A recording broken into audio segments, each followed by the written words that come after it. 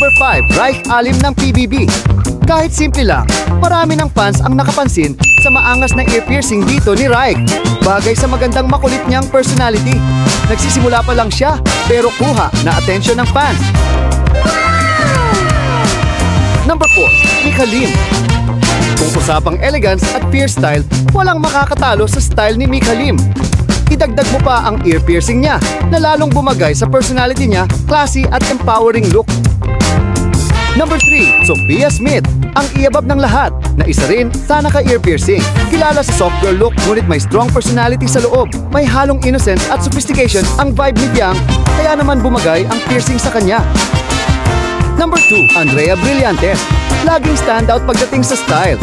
Fierce, expressive, at may sariling identity. Meron siyang multiple piercing, meron sa ears, at meron din sa nose. Patunay na fearless siya pagdating sa mga piercings. Number 1, Catherine Bernardo. Pagdating sa piercings, isa si Catherine sa fan ng style na ito. Bagay sa kanyang modern at confident personality. Kita pa sa video nagpapalagay siya. Nakakadagdag sa chic, elegant at very Catherine. Understated pero unforgettable. Ano sa palagay mo?